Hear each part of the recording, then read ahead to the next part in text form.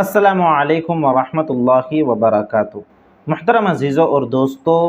کیا عورتوں کے لیے نیل پالش کا استعمال، ناخن پالش کا استعمال جائز ہے یا نہیں؟ تو اس مسئلے کو سمجھ لیں۔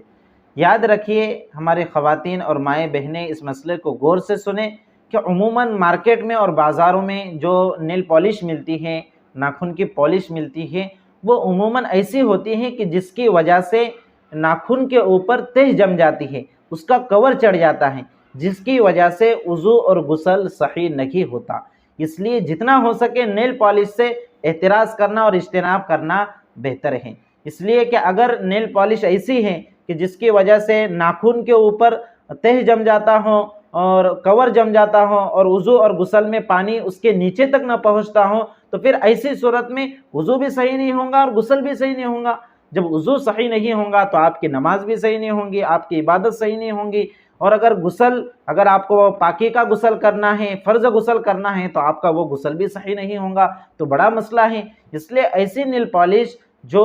کور والی ہوتی ہے، یعنی جس کی وجہ سے تہ جم جاتی ہے اور پانی ناخن تک نہیں پہنچ پاتا، ایسی پالش کا استعمال ہرگز نہ کرے، بلکہ مکمل طور سے اس سے اجتناب اور پرہیز کرے۔ اور اگر ایسی نیل پالش ہے کہ جس کا محض مہندی کی طرح رنگ ہوتا ہے اور ناخن تک پانی پہنچنے میں کوئی دشواری پیش نہیں آتی، تو ایسی اگر نیل پالش اگر کوئی لگانا چاہتا ہے تو لگا سکتے ہیں اپنے شوہروں کی زینت کی نیت سے۔ لیکن یاد رکھے کہ یہ بات تحقیق سے محقق ہونی چاہیے، یعنی بالکل آپ کو یقینی طور پر معلوم ہونا چاہیے کہ یہ نیل پالش ایسی ہیں کہ جو وضو اور غسل میں پانی کے ناخن تک پہنچنے میں رکاوٹ نہیں بنیں گی، اور اگر وہ ایسی نہیں ہے تو پھر آپ کا وضو اور غسل صحیح نہیں ہوگا، اس کے ذمہ دار آپ خود ہوں گے۔ اس لیے بہتر یہی ہے کہ آپ نیل پالش کا استعمال ہی نہ کریں، بلکہ ناخنوں کو ایسے ہی چھوڑ دیں، یا پھر آپ مہندی وغیرہ لگا لیں، مہندی وغیرہ سے بھی زینت حاصل ہو جائیں گی، تاکہ وضو اور غسل کے اندر کوئی شک اور شبہ باقی نہ رہیں۔ اس مسئلے کو خواتین اور مستورات اچھے سے سمجھ لیں